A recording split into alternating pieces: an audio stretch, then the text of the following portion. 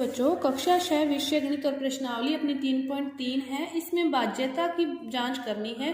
तो पहले आपको बाध्यता के नियमों का पता होगा तो आप बाध्यता की जांच कर सकते हैं।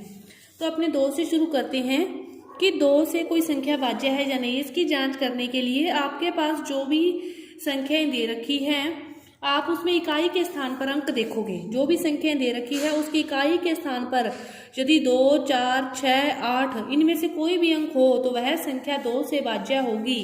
इकाई के स्थान पर अंक देखोगे कि वह उनमें से कोई भी इस स्थान पर अंक हो तो वह संख्या क्या होगी, बाध्य होगी।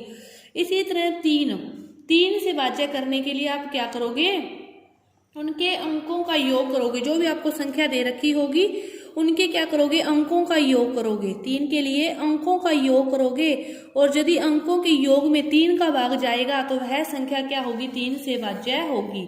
5 किसी भी संख्या के इकाई के स्थान पर 0 या 5 आ जाए, इकाई के स्थान पर 0 या 5 आ जाए तो वह संख्या 5 से बाध्य होगी, वह संख्या 5 से बाध्य होगी।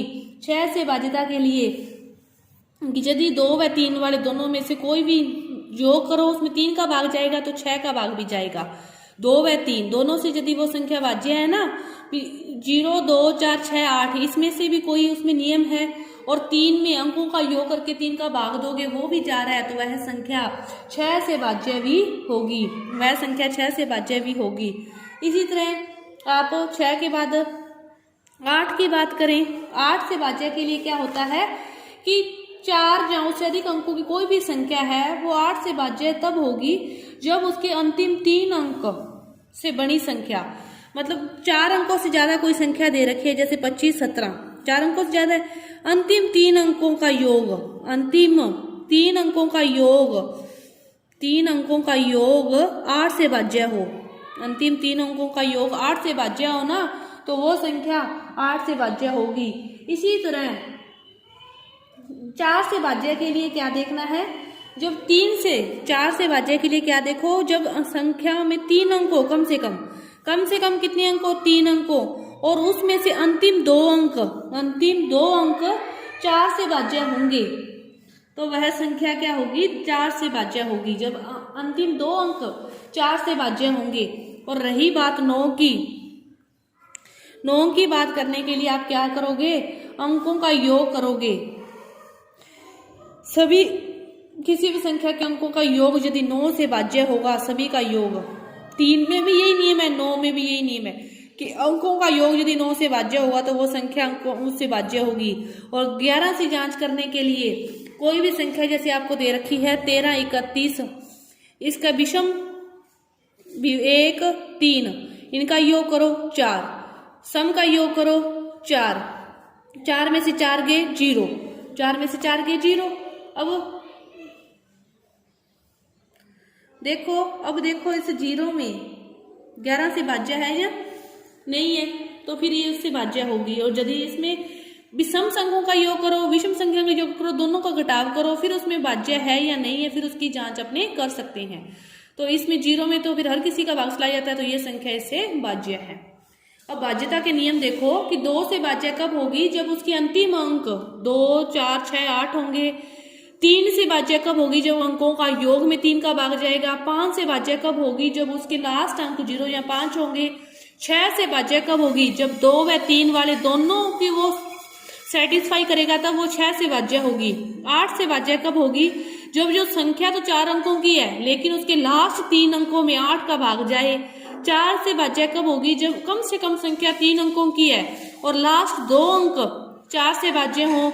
9 से बाध्यता करने के लिए सभी का योग करके 9 का भाग देखोगे। और 11 से बाध्य की जांच करने के लिए आप विषम पदों का योग, सम पदों का योग, दोनों का घटाव करोगे। उस घटाव में देखोगे कि 11 का भाग जाता है या नहीं जाता। तो इस प्रश्नावली के सारे क्वेश्चन आप हल कर सकते हो जब इस बाध्यता के नियमों के बारे में आपको पता चल गया। जैसे देखो एक तो सारणी दे रखी है, 3.3 का जो पहला क्वेश्चन है ना उसमें तो सारणी दे रखी है 128 लंबी सारी और इधर दे रखा है 2, 3, 4, 5 से आपको चेक करना है कि भाग जाता है या नहीं जाता। अब देखो 2 का भाग चेक करने के लिए अपने को लास्ट पता होना चाहिए, 8 है भाग जाएगा। 3 से भाग चेक करने के लिए इनका योग करते हैं, 8, 2, 10 और 11 में 3 का भाग नहीं जाता। 4 से बाध्यता की जांच करने के लिए 3 अंकों की संख्या है, लास्ट 2 अंक 28 है, 28 में 4 का भाग जाता है तो भाग जाएगा। 5 से बाध्यता की जांच करने के लिए लास्ट इकाई का अंक 0 या 5 होना चाहिए, जो नहीं है। इस प्रकार आप सारे नियमों को याद करते हुए इस क्वेश्चनों को हल कर सकते हो। दूसरा क्वेश्चन देखो क्या दे रखा है, 4 से बाध्यता की जांच करनी है। आपके पास दे रखा है 572, क्या दे रखा है 572। अब 3 अंकों की संख्या है, अंतिम 2 अंक 72, 72 में 4 का भाग जाता नहीं जाता, देखो 4 एकम 4, 3 32, 4 8 है 32, तो ये 4 से भाज्य है। इसी तरह 5500 00 में तो जाएगा जाएगा। इसके बाद कोई भी जैसे संख्या दे रखी है आपकी, एक बड़ी सारी संख्या दे रखी है 72 63 52, तो लास्ट 2 अंक 52, 52 में 4 का भाग देके देखो 4 एकम 4, 4 3 12 जा रहा है जाएगा। 4 से बाध्यता की जांच करनी है तो लास्ट 2 अंकों में भाग देके देखना है कि भाग जाता है या नहीं जाता। तीसरा क्वेश्चन है 6 से भाज्य है या नहीं चेक करना है। आपके पास संख्या है 29 71 44। पहले तो 2 के नियम देखने हैं, फिर 3 के देखने हैं। 2 के नियम देखने के लिए लास्ट अंक 4 है, सही है, 2 से भाज्य है।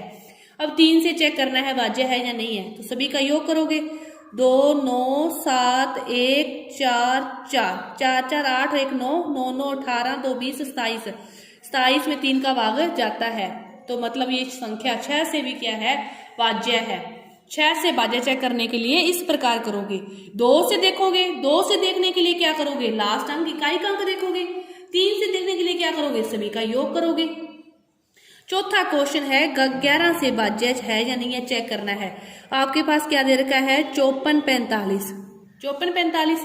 तो देखो सम स्थान पर जो है 4 + 5, सम मतलब 1 2 3 4 9, विषम स्थान पर भी क्या है 5 + 4 9, दोनों का घटाव करोगे 9 - 9 0, 0 में तो हर किसी का भाग ही जाता है, तो ये संख्या 11 से भाज्य है। इसी तरह देखो एक संख्या और दे रखी है 10,824 दे रखी है। अब देखो 1 3 5, इनका योग करो, 1 + 8 + 4, 8 4 12 और 1 13, फिर बची 0 2 0 2 2, 13 में से दोगे 11, 11 में 11 का भाग जाता है, तो इसमें भी 11 का भाग जाएगा। समझ गए होंगे ना आप अब सारे नियम, क्या नियम है, किस प्रकार इनको हल करना है। तो इन्हीं नियमों को देखते हुए ही आप एक बार दोबारा देख लो। 2 से बाध्यता जांच करनी है तो इकाई का अंक देखना है, इकाई का अंक 0 2 4 6 8 होगा तो वो 2 से भाज्य होगी। 3 से भाज्य जांच करनी है, सभी के अंकों का योग करना है। 5 से भाज्य जांच करनी है, इकाई का अंक देखना है 0 है या 5 है। 6 से चेक करनी है तो 2 वाला नियम भी लगाना है, 3 वाला नियम भी लगाना है। 8 और 4 के लिए थोड़ी सी टेढ़ी कहानी है, इसको समझो। 8 से जांच करनी है तो 3 अंतिम संख्याएं, उनमें 8 का भाग जाए, और 4 से जांच करनी है तो लास्ट के 2 अंकों में 4 का भाग जाए, तो वो 4 से भाज्य होगी। 9 से बाध्यता जांच करनी है तो सभी के अंकों का योग करो और उसकी बाध्यता की जांच करो। 11 से करनी है तो सम स्थान वालों का योग करो, विषम स्थान वालों का योग करो, दोनों का घटाव करो और उसमें देखो कि 11 का भाग जाता है या नहीं। तो ये आपकी जो प्रश्नावली थी ये पूरी हुई। धन्यवाद।